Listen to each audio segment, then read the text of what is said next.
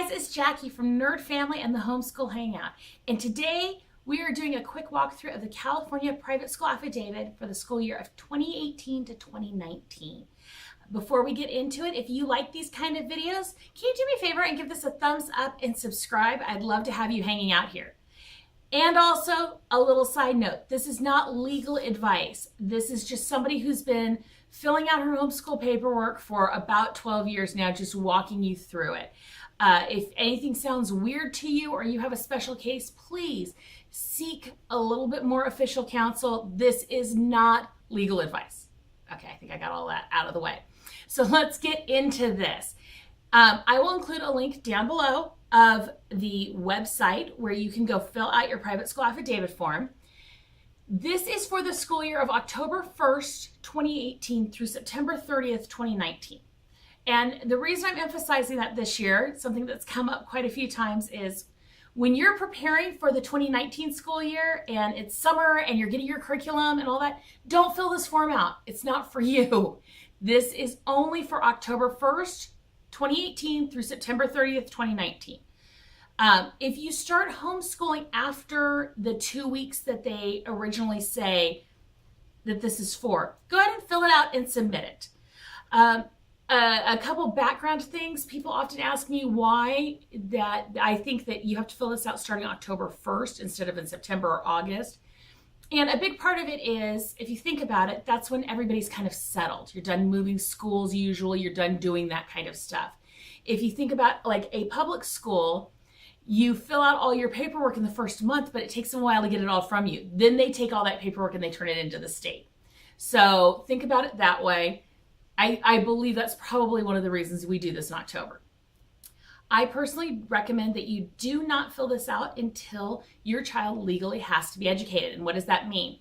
That means they have to be 6 by September 1st of the school year.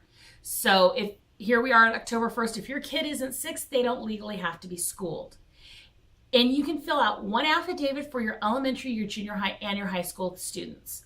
This does have a limit at 6 students. If you have more than 6 students, because you have more than 6 kids, there is a link that can take you to another form.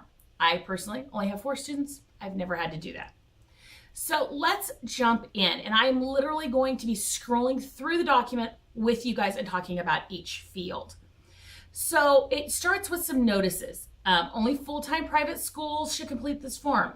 A full-time private school enrolls students who are not enrolled in full-time public or private elementary or secondary school education. So if your kid is going to the Catholic school part-time, if that's one kind of thing, but if they're a full-time student, don't. If you're just educating them on the side, this is not for you. Stop here, abort, do not fill this form out. If you have different partnerships with other schools, that's a different thing. You need to provide instruction for the several branches of study required to be taught in public schools. And what this means, and I will include a list over on Nerd Family, there's actually a list of subjects for elementary school and a list of subjects for high school. And basically it's the basics: math, science, social sciences. When you get to high school, you include some performing arts and some foreign language type stuff. It's a very simple list. It's just saying that you're not just going to teach math, or you're not just going to teach computers to your students. That's really all it is. And it says, these are the cases you do not file this. If you're just doing supplemental or tutorial, if you're a math tutor, you would not fill this out for any of your students.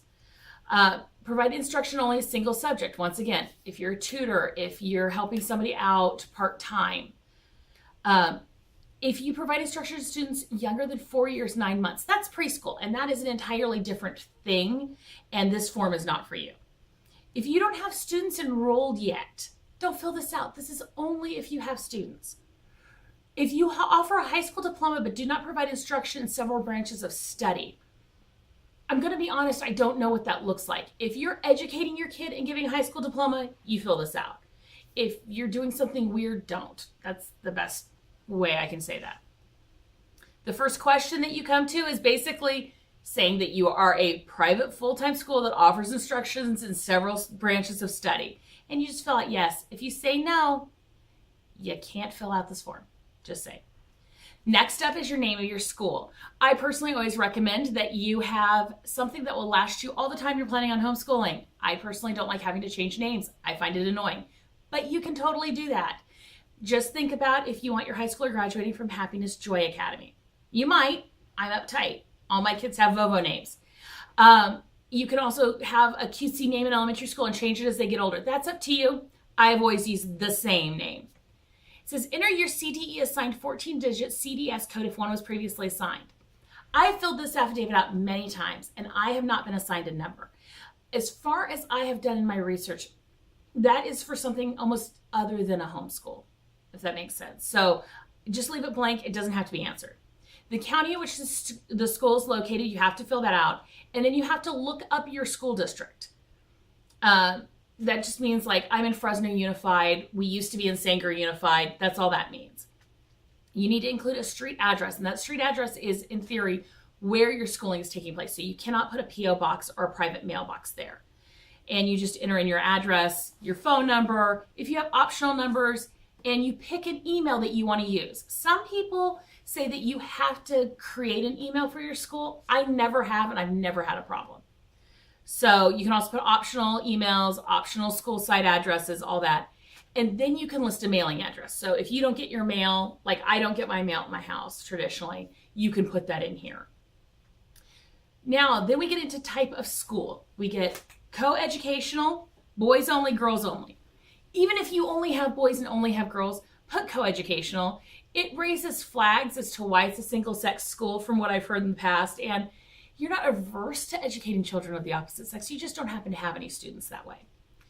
School accommodations. You are a day school only. I know that seems a little weird because your children live with you, but a boarding school is a different thing. It's a different beast. You are a day school. Just pick day school. Does this school provide special education services? Unless you're certified and you can specifically legally say that you do, I would say no. Even if you have a special ed child, you're not offering anything that is regulated. Writing IEPs, writing action plans, those are specific things that have certain legal connotations. So unless you're willing to accept all that that means, say no. Grade span offered. I literally just put in my youngest child's grade and my highest child's grade. Now, last year we ended up graduating a child early, but I'm not going to worry about that. So for me, my school goes 6th grade to 10th grade. I know it's awkward. Don't worry about it. Are you offering a high school diploma? I'd only say yes if that's a year you're going to offer a high school diploma. Classification of school, religious or non-religious. I always have said non-religious. I've always been recommended to say non-religious.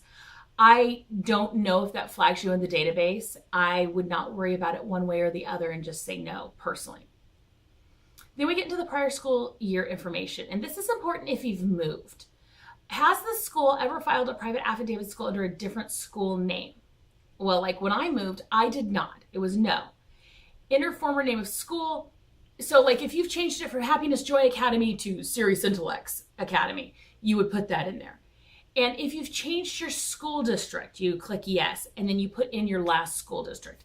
It just helps them piece those together if you ever have to go back and investigate and say, I've been homeschooling for 12 years. Well, where are your 12 years worth of affidavits filed?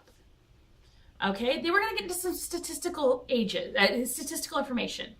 One of the important things to remember about this is legally at this point, when you're filling out this affidavit, the state is just gathering statistical information. They're not asking your children's names. They're not asking anything that would personally identify them. They just want to know, the first question is your range of ages. You know, and they say your youngest can be no younger than 4 years and 9 months. Like I said, I wouldn't do this until my oldest child was 6, or my youngest child would be 6. You can educate some of your children and not all of your children. Even if you've got a 5-year-old and you're educating 3 older ones, you don't have to put the 5-year-old on here. So don't worry about it. So you put in years and months for your youngest, but just years for your oldest. I've never really gotten why, but that's the case. And then you're going to go into specify enrollment counts. Just put in how many kids you have in each grade. And that does not have to be parallel to their age. If you have, a kid who you've decided is going to do 3rd grade at 10, whatever, just put in what grade you're counting them at. And then they want to know how many kids you're going to be graduating that year. number of 12th grade graduates in this 2017-2018 year. So like I would put my oldest would be included in that because he graduated last year. And then number of staff. You're homeschooling, so it's either you or you and a spouse. Sometimes, and it does say other staff can include instructional aides, therapists, secretaries. You can include somebody if you're going to have a student fill out a work permit. That was an issue last year. I had researched a lot was work permits. You can bring in somebody into this count, but even if you don't include them in this count, you can still bring them on a little bit to help you with certain things. This does not include your choir director. This does not include your science teacher. My kids have both of those. Those are separate things that I provide for outside of my school. I consider those records. But just like if you were taking a kid to ballet outside of public school, that wouldn't be considered part of the public school experience. So I don't include any of those people. Now we get into kind of just plug in and guess and check. You have to have a site administrator. You have to have a principal. They can be the same person. They can be two different people, but you have to put in a name. So usually I always put myself in as site administrator and then my title and then my email. And then I put my husband in as director or principal. But if it's just you, you can put yourself in as both, I believe. The school records, and this is an important part, the person named as custodian of the records maintains attendance records required. And over in the post, we'll talk about a little bit more what is needed to homeschool in the state of California. But you basically have to keep an attendance record, a record of courses, which just is in the beginning of the year, all the classes you're going to teach your kid. And you have to say that you're going to keep them. And, such records are true and accurate and accessible to place or through the person listed here. So because I keep them in a file cabinet in my drawer, I put me down. This is important because you can include some other stuff in certain affidavits for groups larger than 12. And if you're going through some sort of co-op homeschool, you as the parent are not filling out this form and you're not keeping the records, but the administrator is. So that's where that becomes important. Then we get down to tax status. You are not a tax exempt school. You are not a tax exempt nonprofit. You do not have property tax exemption. So just click none of the above. You don't get anything special. Remember, every special thing you try to get is bringing the government into it anyways. And then we have some acknowledgments and statutory notices. Each box is required. Checking a box indicates your understanding of the statement and school's compliance. So first one is all public school affidavits are public documents viewable by the public. That does not mean, because I've talked to other people before, this does not mean that people have the right to walk into your house and look at your affidavit. This means I'm filing with the state of California and it is viewable by the public there, not viewable by the public at home. Now, if the government comes to you and asks to see your paperwork, you would give them a copy, but that's not the public. That doesn't mean Joe Schmuck can walk up to your door. The private school affidavit must be filed by persons, firms, associations, partnerships, and corporations offering or conducting full-time day school at the elementary or high school level for students between the ages of 6 and 18. Yes, you're one of those. You're a person and you're doing education between the ages of 6 and 18, and you're filing this. Preschool should contact the Community Care Licensing Division, and it goes into a phone number for that. Preschools are a different beast. Preschools are not required. Preschools are licensed differently and everything else when you bring other people's young children into your home. So if it's your kids, you're not running a preschool, don't worry about it. Just click that you understand it. An affidavit is not a license or authorization to operate a private school.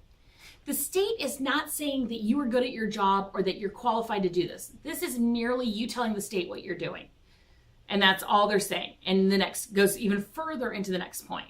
Private school affidavit does not indicate approval, recognition, or endorsement by the state. Filing of this affidavit shall not be interpreted to mean, and it shall be unlawful for any school expressly or implied to represent by any means whatsoever the state of California, superintendent of schools, superintendent of public education, state board of education, or anything. They're not saying you're good.